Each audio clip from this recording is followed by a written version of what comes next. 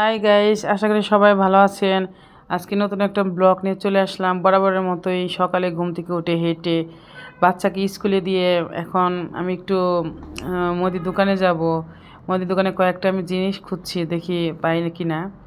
তারপরে কিনেই সোজা বাসায় যাব, বাসায় কাজ আছে।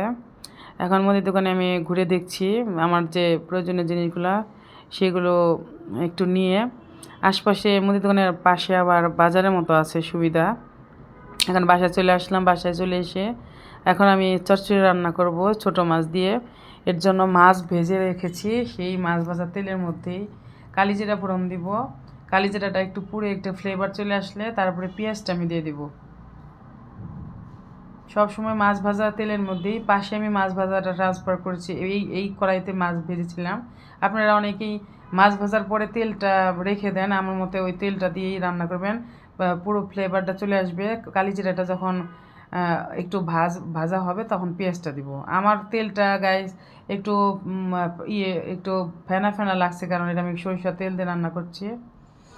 এই কারণে সরিষার তেল খাবেন, স্বাস্থ্যের জন্য ভালো। সরিষার তেল দিয়ে রান্না ট্রাই করে দেখবেন, কোনো শারীরিক সমস্যা থাকলে অনেকটা কমে যাবে। এখন আমি কালিজিরাটা অনেকটা ফ্লেভার চলে আসছে, একটু পুড়ে গিয়েছে, তখন আমি পেঁয়াজ কুচিটা দিয়ে দিব।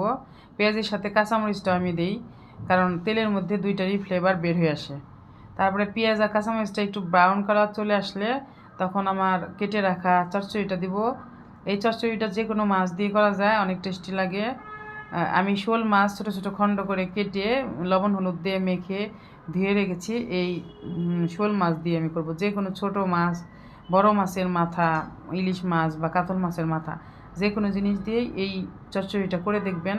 অসম্ভব অসম্ভব টেস্টি লাগে, একবার হলেও ট্রাই করে দেখবেন। এখন আমি একটু ব্রাউন কালার আসা পর্যন্ত একটু ওয়েট করছি। তারপরে আমি চচ্চড়িগুলা কুচি কুচি করে কেটে রেখেছি একই সাইজে, এগুলা দিয়ে দিচ্ছি। এখানে যে কোনো সবজি দিতে পারবেন, নির্দিষ্ট কোনো নাই। আমি গাজর, পেঁপে, কাঁচা টমেটো, পেঁয়াজের কলি, আলু, তারপরে বেগুন, মিষ্টি কুমড়া সব দিয়েছি। এখন দেওয়ার পরে আমি হলুদ দিব, লবণ দিব, তারপরে আমি ভেজে নামাবো। আমি বরাবরের মতোই চেষ্টা করব রান্নার পাশাপাশি অন্য ভিডিও শেয়ার করতে আপনাদের সাথে।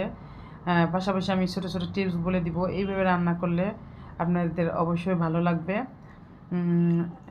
আশা করি ভিডিওটা ভালো লেগেছে, বা ভালো লাগলে সাবস্ক্রাইব করবেন, লাইক করবেন, সাথে থাকবেন। বাই, খোদা হাফেজ।